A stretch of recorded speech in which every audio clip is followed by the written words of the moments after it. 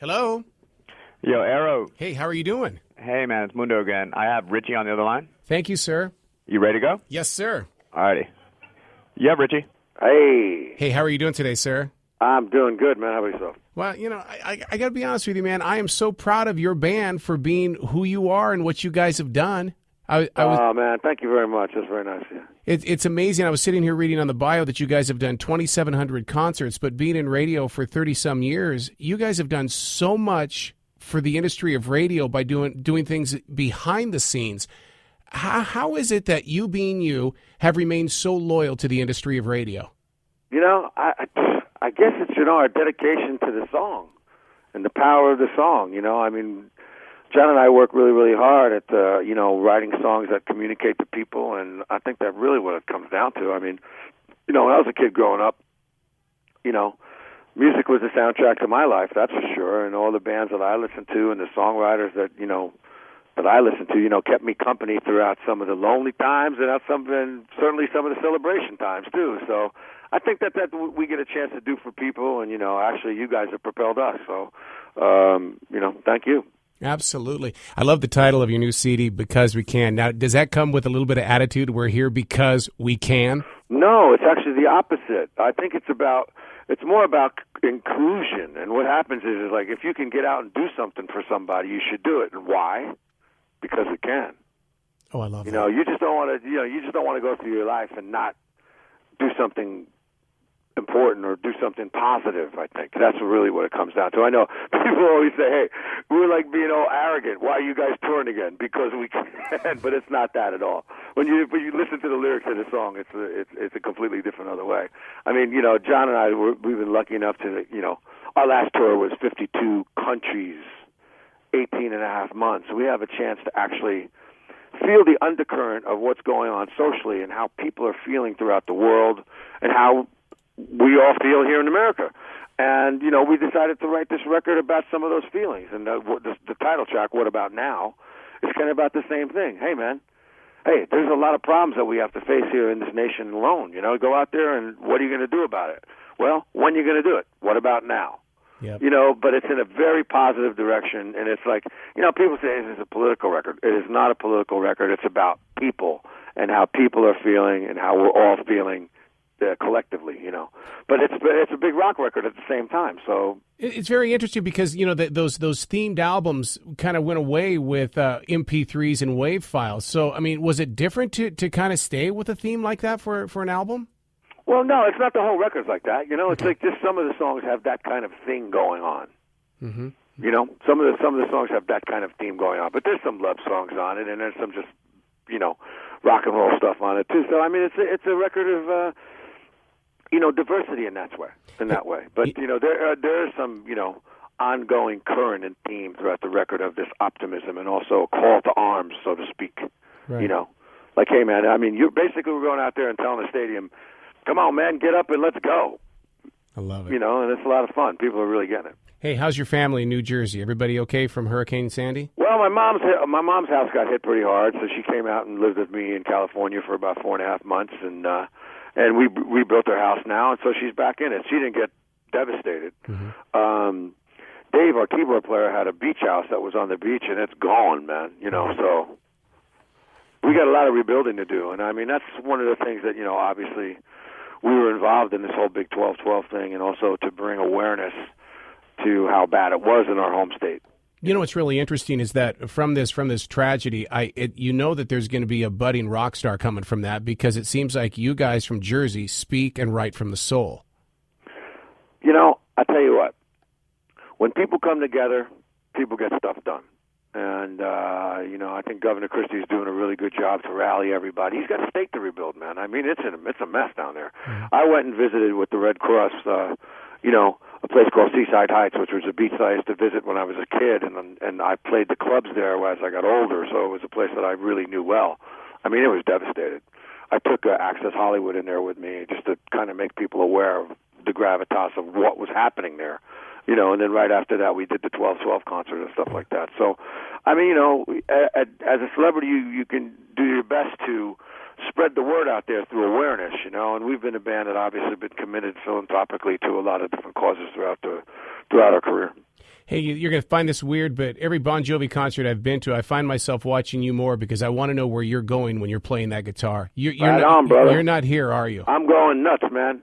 I try to get out of my body as much as possible. I play with as much heart and soul as I can. When I grew up teaching myself how to play guitar, I was listening to guys that were, in my opinion, the best there ever was, the Jimi Hendrixes of the world, and Jimmy Page and Jeff Beck and Eric Claptons and all those guys and Johnny Winter and those blues-based kind of improvisational guys, So I'm playing from the heart, and I'm giving people the experience of watching me improvise right on the spot. Is it fascinating? Do you see that they're re-releasing a lot of Jimi Hendrix music now? No, I think it should be. People are trying to, understand what his evolution was and where he came from and where his head and his heart were at. So it's good. It's a good thing. I love delving into those old tracks and stuff like that. Do you see that happening to you guys? I mean, let's step into the future about 30 or 40 years. Do you see people rediscovering some Bon Jovi tracks I think we've people, never heard? nowadays people just go to YouTube. Pick it up right there. It's becoming more and more accessible quickly. Do you like that, though? As music moves on, you got to be able to be flexible and roll with the punches. That's a part of the equation of success. You cannot, hey, look, when a wave is coming, when a tsunami is coming, you got no choice but to try to ride it. You cannot buck it. You're gonna die. You know what I mean? So you got to roll with what's going on there. You can protest as much as you want. You can kick and scream and complain as much as you want. You're not going to get anything done. So you have to be able to ride the wave and be flexible. And for any new musician that's out there, that would be my advice. So then I should feel less guilty about getting the Bon Jovi app then, because I feel like that I'm not giving you your royalties if I'm jumping onto that app. No, but it's okay because what the app does is give you a very interactive experience, which is a really, really interesting thing about what we've done with this record. I mean, you take the, what's in the CD, and you take that poster, there's a little poster kind of thing, and then you get the app, and we actually come out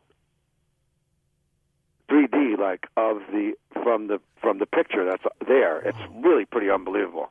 And then after that, it leads you into the website and different stuff like that. It continues this interactive journey. So this record is kind of groundbreaking. I don't think anybody's ever done that. So It's pretty interesting. Wow. So what kind of music wakes up your soul so you can pick up that guitar and start playing?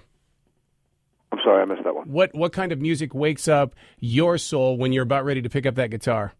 Man, I tell you what, I'm always in the dressing room listening to tunes before I warm up. It comes up from everything from, new bands and what people are doing now, to going back and listening to some blues stuff and some of my favorites. It depends on if I want to stimulate my vocals or if I want to stimulate my guitar playing. Now, you know that there's that little line that's in the sand between the classic rockers versus the 80s bands. Do you think that's ever going to be mended? I personally, I got to tell you something. I don't attach myself to any stigma at all. I'm a working musician, and this band is on its own journey and its own path. And we were kind of born out of the 80s thing. But I thought that what we did with Slippery When Wet, obviously, we were an American rock and roll band. If you listen to those songs today, you don't attach that to it.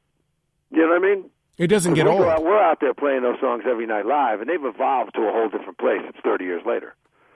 So, and outside of this country, that stigma doesn't exist. It's a very interesting thing. Never happened. So when you were outside this country, all that stuff never happened. And, we go out, and like I said, we did 52 countries, and, a good majority of our record sales are out of this country. So, and have been throughout our career. So, I mean, it just took America a little bit more time for that to dissolve, for us particularly. But for certain bands that have stuck and made the same record and have not evolved and didn't do anything different, of course they're going to be saddled with that stigma. But and people still love that. So I mean, hey. Everybody's got a career. We just have our own journey. Do you ever think about that guitar riff in Wanted, Dead or Alive, and think, my God, this thing is pushing 30 years old, and I'm still affecting people's lives? I mean, it's funny you asked that because the other day we were out there, and John and I, we opened up the song, and it was like, this riff is still amazing, and it's stuff like that just happens. It just came right out of my heart and, into my fingers that day that John and I wrote that song. Kind of came out all at once. I didn't have to struggle with it. It just kind of happened, and it's cool, and it's still cool, and it makes me happy every time I play it. You guys are going to be playing on American Idol. Do you want to be a judge one day on that show?